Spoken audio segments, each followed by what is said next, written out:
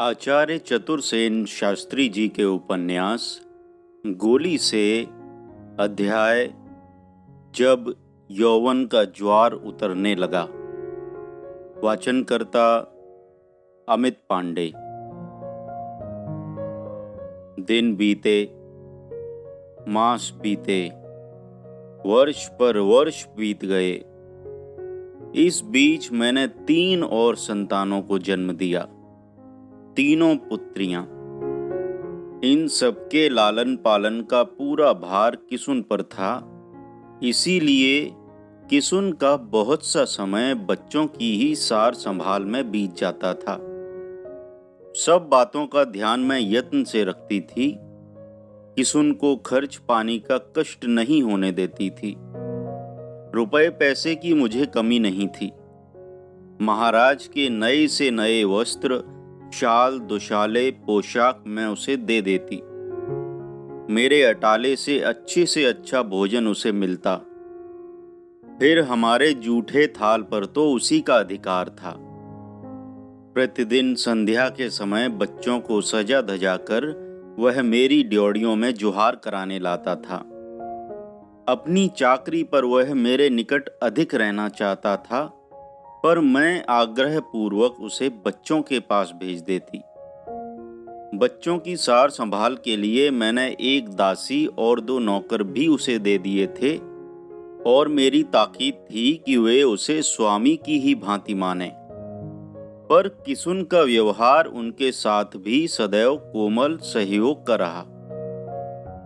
बड़ा पुत्र अब मेरा 17 वर्ष का था और सबसे छोटी बच्ची 3 साल की। बड़ा पुत्र यह समझता था कि मैं उसकी माँ हूं, पर वह ज्यों-ज्यों सयाना होता गया, वह समझता गया कि वह जन्मजात गोली है। किसुन को वह बापू कहता था और महाराज को अन्नदाता तथा मुझे सरकार। मुझे ऐसे भी अवसर मिले जब मैंने उसे अंक में भरकर बेटा कहा।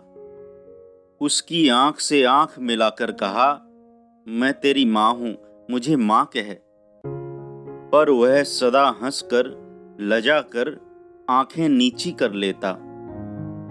उसे एक बार भी मुझे माँ कहने का साहस न होता, पर अपने हृदय में वह जान अवश्य गया था कि मैं उसकी माँ हूं।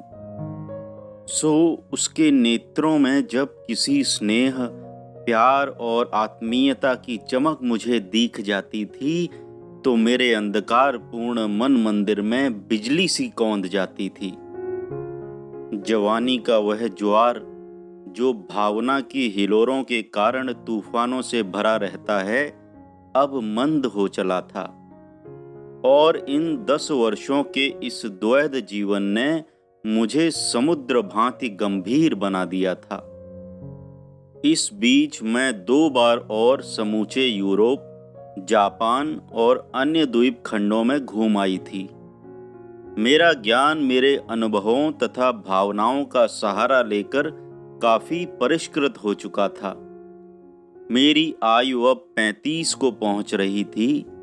अब भी तारुण्य मेरे अंग अंग में व्याप्त था।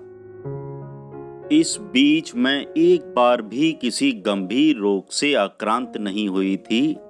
मेरा रूप अब भी निखरा पड़ता था, और राजा एक प्रकार से अब भी मेरे अनुगत दास थे। मेरी किसी भी इच्छा की वह अवहेलना नहीं कर सकते थे। मेरे महल में आकर अलस भाव से दारू पीना और पड़े रहना एक प्रकार का उनका व्यसन हो गया था। मैं भी अब इतनी अदब कायदे की पाबंदी नहीं करती थी।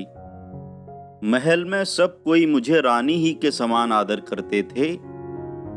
केवल एक पुरुष था जो इसका अपवाद था, वह लाल जी खवास।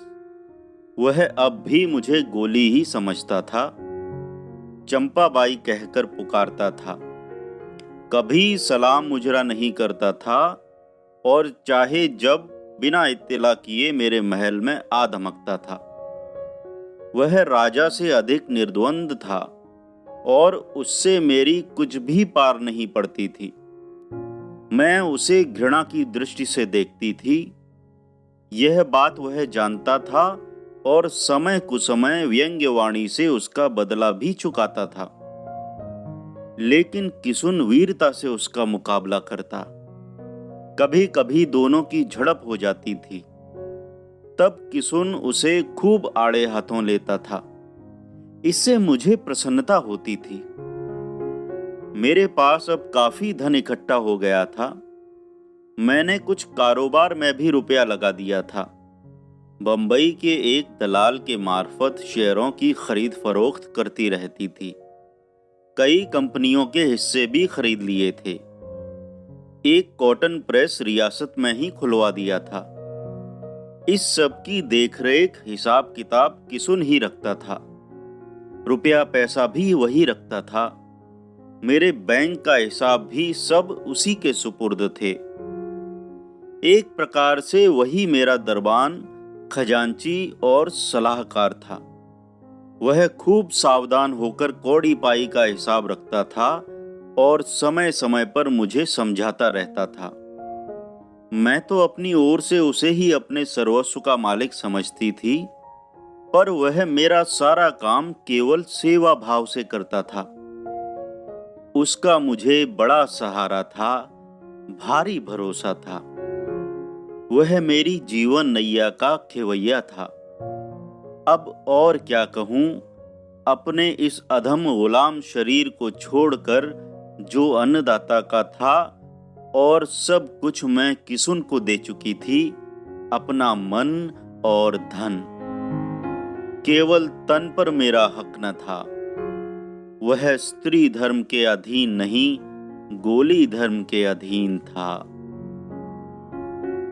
आचार्य चतुरसेन शास्त्री जी के उपन्यास गोली से, अध्याय जब यौवन का ज्वार उतरने लगा।